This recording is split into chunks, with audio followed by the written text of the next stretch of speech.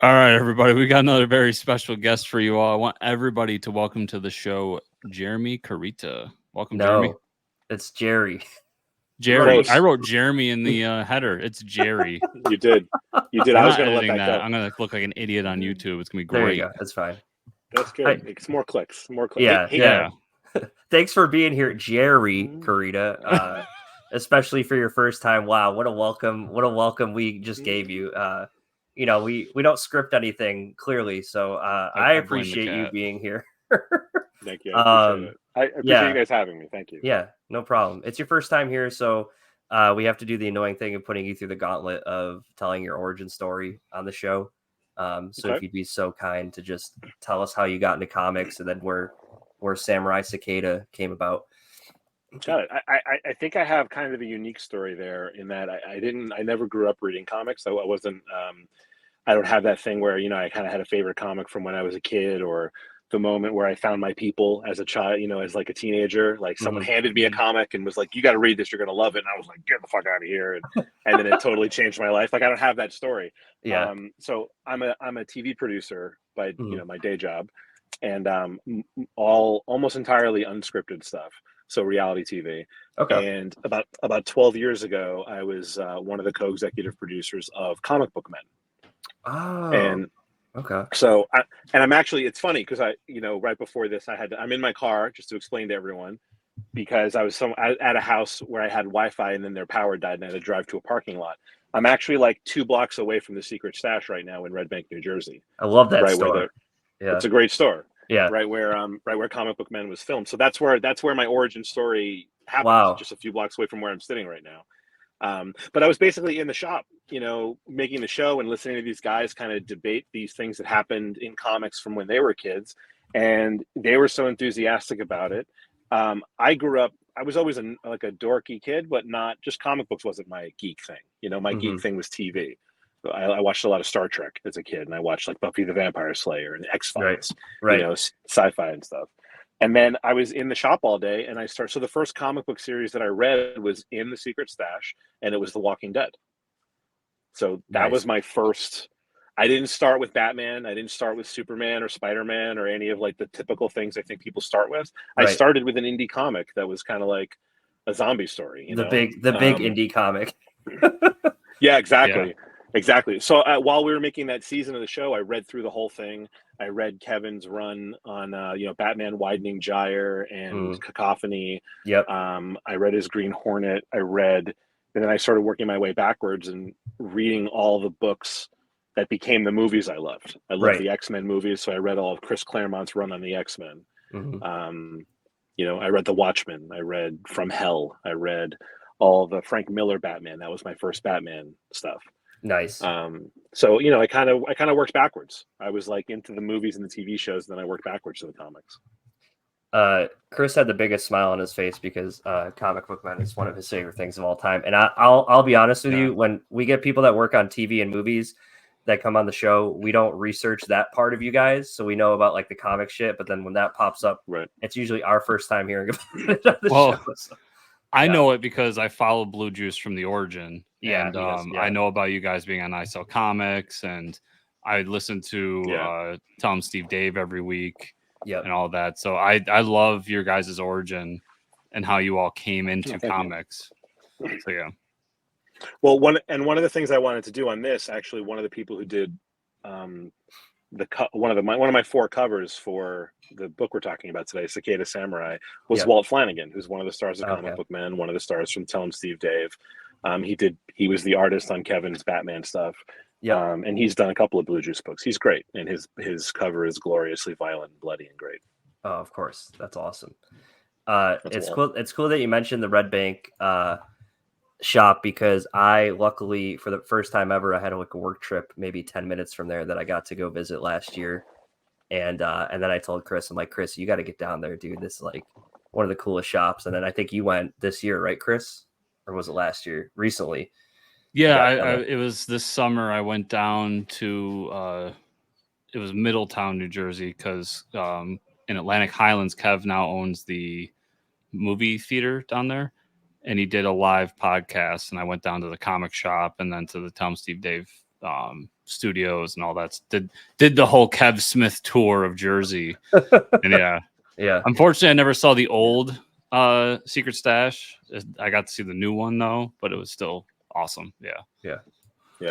New Jersey's a great state. Yeah, the old one was cool, and Walt was with me when I was with Blue Juice at MegaCon a few years ago.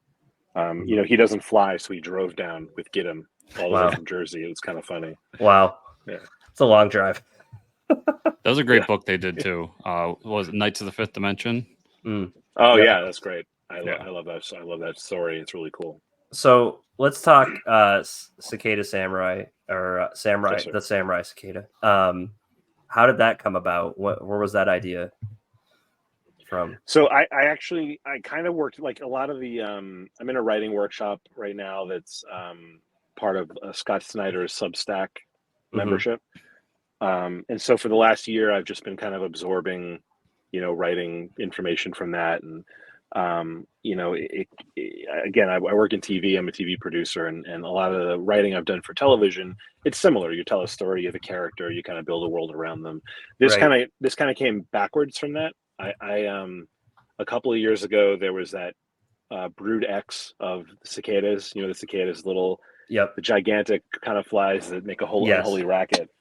There was a giant emergence of them 2 years ago in 2021. And so like everyone else, I was home because of the pandemic and I had a lot of time on my hands. So I started reading about cicadas and I just kind of got obsessed with them. And there are all these superstitious things that, when Europeans first got here, they'd never seen a cicada. They thought they were locusts. They thought they were a plague sent from the devil. Their big red eyes because they're staring into the fires of hell. And so initially I just was like, what if all that stuff was true or some of it was true? So I was kind of noodling on that. And then I was, in this workshop every few weeks with Scott Snyder and just listening to people like him, Kyle Higgins, just talk about coming up with their stories and how they do it.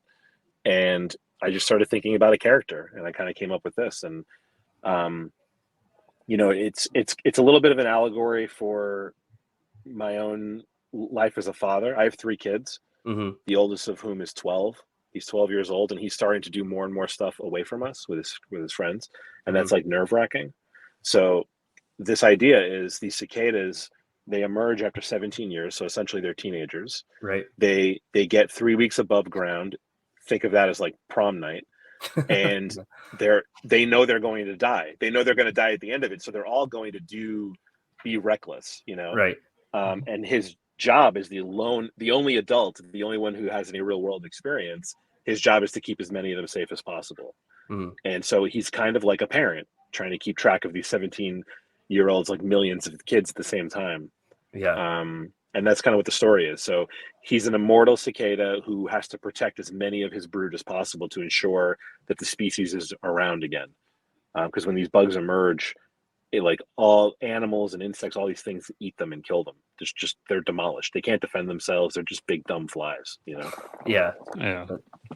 That's they're pretty terrifying to look at, but yeah, they are harmless when you do run into one. But I've been scared once or twice by one. Yeah. And the idea to like make them the samurai background, was that something you're always interested in yourself, or? Yeah. I've always kind of liked old samurai movies, and then old westerns, which are really often samurai stories retold in the American West. Yep. And then this, samurai stories are often, it's like a single character, sometimes a group, 7 samurai, who, have kind of a charge, a mission, a code, and something they have to do that's kind of hopeless, but they're going to do it to the best of their ability anyway. Yeah. And that's, to me, is kind of what parenting is like. That's what being like a dad is like in a lot of ways. Right. Like you're going to fail at it. You're going to see yourself fail in real time. It's going to be awful sometimes, but you have to still get up in the morning and take care of these kids. So that to me felt like a samurai story. So it just felt like this one lone immortal cicada. Yeah. That's kind of where it came from. I would love to hear about how you met up with your artist and the creative team here, because one of the things, even before booking this interview, I saw this book and your promo images and the interior pages and just everything art on this pops so well. with the colors and how everything's designed. Yeah, Mary Landro. I think it sells it immediately just to see the character and how everything's designed. So I'd love just to hear a little bit about that. Yeah. Yeah. So I honestly, I wish I had like a story where like I found an artist and I beat down their door, but I got incredibly lucky. I had this idea. I was following artists on Instagram. I reached out to Takashi Okazaki, who did Afro Samurai, you know, who's creator of that. Yep. And is a big anime and video game character designer, and just like an immensely talented person who tells a lot of samurai stories. And I pitched him this idea, and he just was like into it from the get-go. So I sent him a message on Instagram. He answered. I was surprised. Wow. That's amazing. And he agreed to do my first pass at character designs. Wow. Yeah, I got really lucky. Oh, he was like pitching me story ideas. He was Wow. like, "This is great." That's awesome. That's amazing. It was very cool. Yeah. It was very cool. And then, you know, he's incredibly busy, so it took a long time to do the character designs, the initial pass at those. And he was never going to be able to do the interior pages, so I knew I had to look elsewhere. Right. And I found Mary, who has sort of an anime feel to her work, but is also she just loves drawing monsters. Okay. And so same thing. I reached out to her on Instagram, and she had just done a Kickstarter of her own for something called Rich the Comic. And I just loved everything that she had posted. And then I was like, I want to do this thing. It's these humanoid things that the armor is what makes it look like what we know of as a cicada. Otherwise, they're kind of humanoid underneath. They have wings. They're a little buggy. They're greenish. They have 4 arms and 2 legs, so 6 appendages. But I pictured the story, and I said, there's going to be a lot of these big monsters that that are going to tear them apart. It's going to be very violent and very scary, and like ideally have some heart. There it is, nice and violent, very bloody. And again, she just was kind of into it. Very bloody. I sent her Takashi's designs, and she went to work on those and kind of redid them into her own style. Takashi's when you get down to the covers, his main character also looked like one of the kids, and so we wanted him to look a little older, so we kind of aged him up. So he's the only one that looks like an adult. The rest of them look like 17-year-olds. Yeah, and Mary's cover is awesome. But yeah, her cover. There's Walt Flanagan's cover. Yeah, she's amazing. And then Takashi's right here, which looks like it's gonna be a wraparound. No, actually, that's just the B cover. So I was like, I wanted one of the covers to kind of show his size, because like Takashi just drew him by himself, so you really can't tell how big he is. Okay. Mary's first cover with him kneeling, you can't really tell how big he is. Walt kind of took him in a totally different direction and just decided he was like a grizzled, gritty samurai murder story. Yeah. So if you look at that bloody beach, it's just like, he sent that to me, and I was like, I fucking love it, Walt. It's just really good. That's awesome. Yeah. That's amazing. It definitely has Walt's sensibilities in it with the devil head right here and the pig mask. Like everything here, just from what I know of the man and the artist, it's definitely his sensibilities right there. Nice. Yeah. That's been the most popular cover. That's been the most popular one in the campaign so far. It's crazy to have a Takashi cover too, though. Like, to reach out to him and have him helping out with the characters, and it's awesome. That's really cool. Yeah, he actually wanted to do a lot more. When I go to series, he wanted to be able to do all the covers. But I just don't know. He's so like he's doing he did a Marvel book, a Star Wars Visions book for Marvel recently. Yeah, he's got another big project that's kind of a larger interactive thing called Numb that he's working on. He's just too busy. He can't do my little book. So let's just talk about some of for the listeners and everything, the rewards that you have. You have a digital version, which is always nice for people like me that are pretty much all digital now. So I always appreciate something like that. But then you have the separate covers, right? And then you have one that incorporates all the covers, I'm guessing. Right. Yes. Yeah, there's a tier where you can get all 4 covers for people who like to collect. I don't have a very big backlog of my own work to kind of add and make it bigger, and I didn't want to. I hit my funding goal actually pretty quickly. I was very lucky. I hit my funding goal in about 3 days. So I started making a list of stretch goals, And I just decided, like, forget this. I'm just going to put everything I had on my list. I'm just going to put it in the book now and just do it. Yeah. So it went from an 8-page story to a 10-page story. There's going to be pin-up work inside the book, and then there's going to be about 10 pages of behind-the-scenes stuff. Inks, pencils, script pages, things like that. I so think everybody gets that. That's cool. Whatever version of the book you get that. I think one of the interesting things you're offering, I don't know if I've seen this really on a lot of Kickstarters, is these metal prints of a cover of your choice. Can you talk about those a little bit? So that's actually a company that Mary owns. So the the artist, my partner on this, she's so funny. She's getting married right now. She's actually like at her wedding this weekend. She is only 23 years old. She's so young, she's so talented, and she's incredibly entrepreneurial. So every time she has an idea, she starts a new company. So she's got a company that makes like cake toppers and table toppers. Wow. She's got a company that she does the comic book stuff. She does art stuff. She does like other art for other projects. She does art for advertising campaigns. So she bought this. She has this giant laser printer that I'm pretty sure is in her house in Edmonton, and she prints her own work on these 1/10 of an inch thick sheets of metal. Wow. And then goes to a lot of cons in Toronto, and she cleans up. Like, they're very popular, and it's a very cool kind of unique thing. So I wanted to do that, so I picked 2 sizes, and so you can pick any of the 4 covers that you like, and she will laser print it onto a sheet of metal. You can go, I think it's 11 by 17 or 24 by 36, and those will ship directly from Mary to the backer, whoever buys them. So they'll come directly from her house, I guess. Where she's making them. Well, that's why it's so unique, because I've never seen that before. But that's what it is. It's actually and I had to like rewrite that part of the campaign a few times, because when you say metal, everyone thinks it's like a foil trim cover or like an aluminum thing. Like, and I'm like, no, like, we're gonna send you a sheet of like hard, like, you could side your house with it if you really wanted to. A sheet of aluminum. That's insane. Yeah. I was thinking I had to be really careful about how I separated it out. Yeah, because I was thinking when it said it would be like a thin piece of metal. I have a few around the house where it's like an image on a thin piece of metal that you get at cons and stuff, but obviously it's not that. So yeah, that's why it's definitely different than what we've seen before. So that's cool. It's always nice to have something unique. So this is issue 0 for Cicada Samurai. Now, this isn't your first time writing the character, right? Or is it?